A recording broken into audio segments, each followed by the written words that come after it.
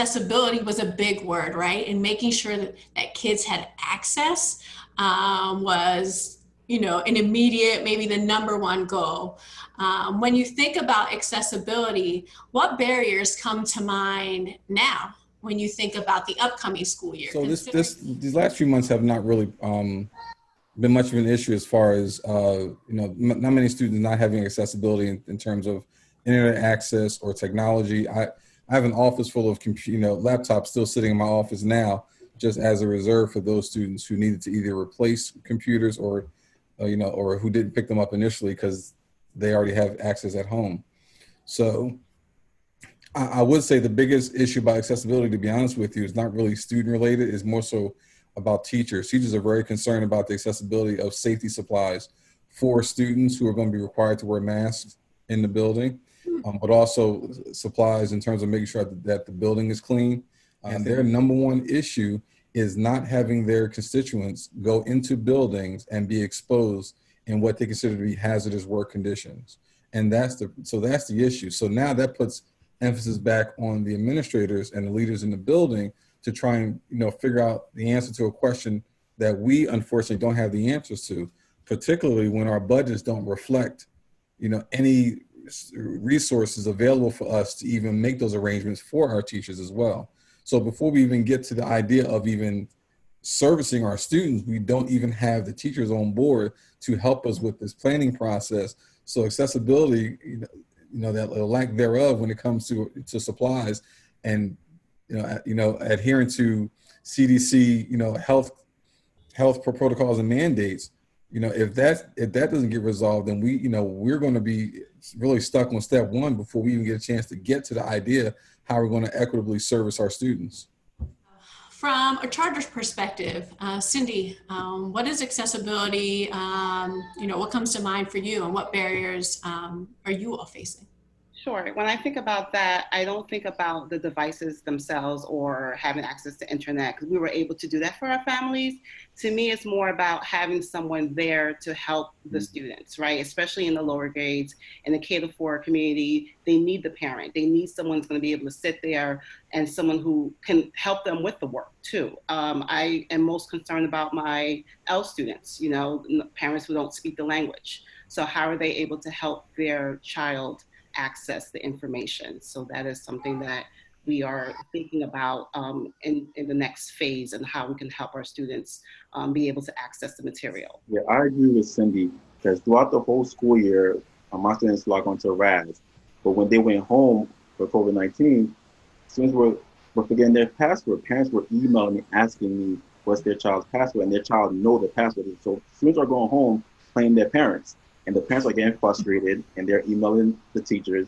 So it's just like the parents, basically, I feel like for the new school year, I would want parents to come in, have do a back to school night or something, like an orientation on remote learning, on how to do it, because a lot of them were confused. It's not their fault, we kind of just throwing it on them. But I definitely think parents should have a training when it comes to remote learning, just like you just had one. I read this as special education accessibility. That was my take on it. I didn't even think about access. I was thinking about my special education students who need to use text or speech to text, and we had a kid who needs speech to text, and then his headphone jack got screwed up, and he lives in the Northeast and we're in West Philly, and so just how do we get him a loaner, and how do we make sure he can, because he literally cannot do any work unless it's speech to text. He doesn't type at all. So we also have, students who have visual impairments or hearing impairments, where being in a virtual room is nearly impossible. I had an advisee who has ADHD, and he's like, yeah, I can follow anything that was going on, right? Because he's he's trying to focus in the classroom is hard enough for him, and then sitting in front of a screen trying to focus with who's talking and what's going on was too much.